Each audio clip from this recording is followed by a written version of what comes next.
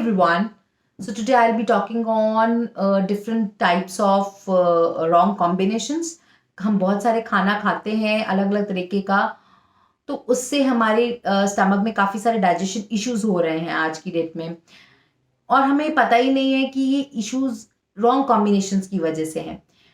क्योंकि हम क्या करते हैं, फटाफट एंटासिड ले ली, इनो ले लिया या फिर कोई मेडिसिन ले ली, काम चल गया, ठीक है। फिर जब नेक्स्ट बार इंडाइजेशन होगा तो फिर देखेंगे। तो ये प्रोसेस कंटिन्यूस हो चुका है, तो हमें जानना होगा what is the root cause.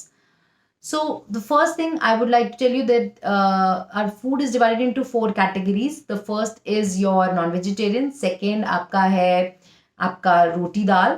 Third है आपका मिल्क रिलेटेड आइटम्स, दूध दही पनीर. और लास्ट है नट्स एंड सीड्स. सो इन चारों के साथ आप क्या कर सकते हैं, you need to select one category only with salad and steam vegetable. जी हाँ, आपको एक ही तरीके का खाना आपको खाना है, क्योंकि आपकी बॉडी एक ही तरह के खाने को बचा पाएगी. पर इन सबके साथ आप सैलेड्स एंड स्टीम वेजिटेबल जरूर ले सकते हैं. फॉर एग्जाम्पल, अगर आप नॉनवेज खा रहे हैं तो सिर्फ नॉनवेज से रिलेटेड आइटम ही खाएं, मटन चिकन कुछ भी खाएं, क्योंकि ऐसा करने से प्रोटीन अच्छे से बॉडी में एब्जॉर्ब होगा. साथ में आप कोई भी दाल या फिर रोटी या फिर आप दूध से रिलेटेड आइटम या नट्स सीड्स मत मिक्स कीजिए. अगर आप रोटी दाल खा रहे हैं तो आप उसके साथ सैलेड स्टीम वेजिटेबल जरूर ले सकते हैं, बट और बाकी अंकुरित दालें ले सकते हैं, बट आप उसके साथ दूध दही या फिर नट्स एंड सीड्स या नॉनवेज बिल्कुल भी मिक्स मत कीजिए. और उसके बाद इसी तरीके से दूध तो बिल्कुल अपने में अलग है. दूध के साथ हम कुछ भी नहीं खा सकते.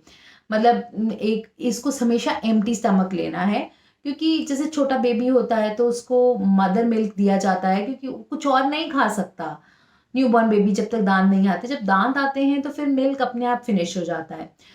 इसी तरीके से हमारा जो उसका डाइजेशन प्रोसेस है बिल्कुल डिफरेंट है, इसलिए दूध तो हम किसी के साथ भी मिक्स नहीं करेंगे. हाँ, दही पनीर हम जरूर सैलेड्स और वेजिटेबल्स के साथ ले सकते हैं, और पर सीड्स नहीं मिक्स करने, नॉनवेज नहीं लेना साथ में, और अनाज के साथ भी दूध दही नहीं चलता. लास्ट जो चीज़ है नट्स, तरह तरह के सीड्स और नट्स आप इकट्ठे ले सकते हैं एक टाइम पे, बट उनको मिक्स मत कीजिए नॉन वेज या दूध दही के आइटम से या फिर अनाज के साथ. तो एक्चुअली रीज़न क्या है, क्योंकि अगर हम डिफरेंट काइंड्स ऑफ स्टार्चेस और प्रोटीन अपनी बॉडी में लेंगे, इनटेक करेंगे, तो बॉडी उसे डाइजेस्ट नहीं कर पाएगी, तो बॉडी कंफ्यूज ही रह जाएगी, क्योंकि एक बार में एक तरह का ही सॉलिड प्रोटीन या सॉलिड स्टार्च हमारी बॉडी में डाइजेस्ट प्रॉपरली कर सकती है. सो ये चीज़ें अगर हम ध्यान रखेंगे तो कभी कोई डाइजेशन इश्यूज होंगे नहीं. और खासकर वेजिटेरियन लोगों के लिए, अगर उन्होंने अपने फूड में से जो मेन मील है उसमें से मिल्क रिलेटेड आइटम, फ्रूट्स और सॉर मीन्स खट्टाई वाली चीज़ें दूर रखी अपने खाने से, सो मान के चलिए स्वास्थ्य से होगी हम सबकी सगाई बिल्कुल. तब कोई प्रॉब्लम ही नहीं होगी, क्योंकि देखिए जो दूध है दही है वो अनाज के साथ नहीं चलता. आप हम बेशक हम रोटी दूध भी लेते हैं, रोटी दही भी लेते हैं, कॉर्नफ्लेक्स दूध भी लेते हैं, ओट्स और दूध ले रहे हैं, ब्रेड चीज़ ले रहे हैं, रोटी पनीर ले रहे हैं, बट अल्टीमेटली अनाज के साथ नहीं चलेगा, वो इंडाइजेशन क्रिएट करेगा. रोटी पनीर तो हम बहुत ज़्यादा कॉमन चीज़ें खाते हैं, लेकिन फिर अगर आप इसको 8-10 दिन छोड़ के देखेंगे ना, आप देखेंगे कि आपकी हेल्थ में बहुत ज़्यादा इंप्रूवमेंट है. खासकर उन लोगों को जिनको डाइजेशन इश्यूज है. मैं ये नहीं कह रही पूरी तरीके से छोड़ दीजिए, बट एक अवेयरनेस लाइए, कम कीजिए इन चीज़ों को, कम ये गलतियाँ होनी चाहिए, कम पार्टी में जा रहे हैं इंजॉय कीजिए, बट जब आप इंजॉय कर रहे हैं तो आपको एक अवेयरनेस होगी, और अगर स्टमक अपसेट है तो आप नहीं खाएंगे. So purpose is to to bring consciousness in our self कि क्या प्रॉब्लम्स हो रही हैं. और उसके बाद जैसे फ्रूट्स हैं, फ्रूट्स तो बहुत ईजिली डाइजेस्ट हो जाते हैं, स्मॉल इंटेस्टाइन में जाते हैं, बट खाना खाने के बाद फ्रूट्स खा लेंगे तो क्या होगा कि फ्रूट्स तो बहुत जल्दी डाइजेस्ट हो जाते हैं, खाना तो आपका इट विल टेक टाइम. सो आपने क्या किया, बैलगाड़ी के पीछे क्या भेज दी, राजधानी एक्सप्रेस. तो ऐसा नहीं करना हमें. फ्रूट्स हमेशा आधा घंटे पहले खाइए आप, या फिर बिल्कुल खाली पेट खाइए. Same with the juices.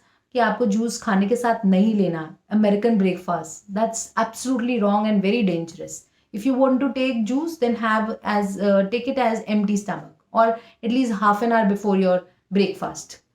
Juices में भी हमें हमें किस तरह का जूस लेना है, बीट रूट, कैरेट, या फिर आपको लौकी का जूस या नारियल पानी, ये सारे जूसेस अच्छे हैं. कभी कभी खाने के साथ ले लिए, कोई फर्क नहीं पड़ेगा, बट अवॉइड इट. ठीक है. एंड नेक्स्ट आते हैं हमारे शुगर रिलेटेड चीज़ें जो हैं. शुगर देखो, वैसे तो एक्चुअली ह्यूमन बीइंग के अंदर बहुत सारी शुगर क्रेविंग है, बट आर्टिफिशियल शुगर हो जाती है अगर हम शुगर केन से शुगर निकाल लेते हैं. तो वो वाली शुगर जो है हमेशा बॉडी में इंडाइजेशन क्रिएट करेगी, बिकॉज शुगर की प्रेजेंस में जितने भी प्रोटीन्स हैं, स्टार्चेज हैं, उनका डाइजेशन अच्छा नहीं होगा.